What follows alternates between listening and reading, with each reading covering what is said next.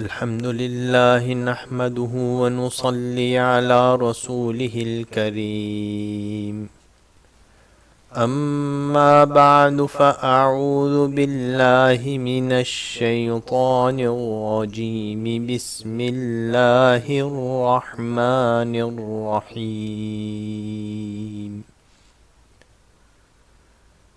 ومن يطع الرسول فقد أطاع الله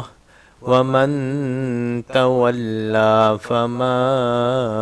أرسلناك عليهم حفيظا. وقال سبحانه وتعالى: وما آتاكم الرسول فخذوه وما نهاكم عنه فانتهوا واتقوا الله إن الله شديد العقاب.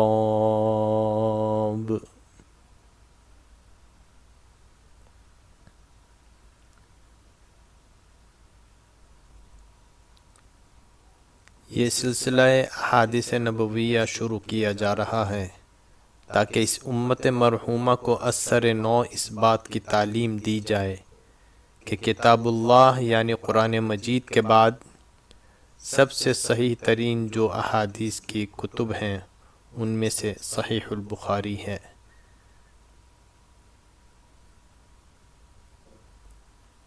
کتاب صحیح بخاری، کتاب بدء الوحی، کتاب وحی کے بیان میں الشیخ امام حافظ ابو عبداللہ محمد بن اسماعیل بن ابراہیم بن مغیرہ بخاری رحمہ اللہ نے فرمایا، صحیح البخاری کا پہلا باب ہے، باب کیف کان بدء الوحی الی رسول اللہ صلی اللہ علیہ وسلم، رسول اللہ صلی اللہ علیہ وسلم پر وحی کی ابتدا کیسے ہوئی۔ وقول اللہ جل ذکرہ إِنَّا أَوْحَيْنَا إِلَيْكَ كَمَا أَوْحَيْنَا إِلَى نُوحٍ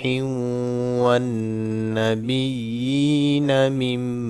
بَعْدِهِ۔ اور اللہ عز و جل کا یہ فرمان کہ ہم نے بلا شبہ اے محمد صلی اللہ علیہ وسلم آپ کی طرف وحی کا نزول اسی طرح کیا ہے جس طرح نوح علیہ السلام اور ان کے بعد آنے والے تمام نبیوں کی طرف کیا تھا۔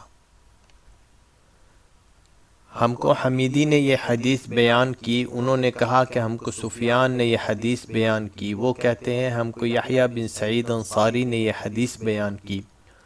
انہوں نے کہا کہ مجھے یہ حدیث محمد بن ابراہیم تیمی سے حاصل ہوئی، انہوں نے اس حدیث کو علقمہ بن وقاص لیثی سے سنا، ان کا بیان ہے کہ میں نے مسجد نبوی میں منبر رسول اللہ صلی اللہ علیہ وسلم پر عمر بن خطاب رضی اللہ عنہ کی زبان سے سنا،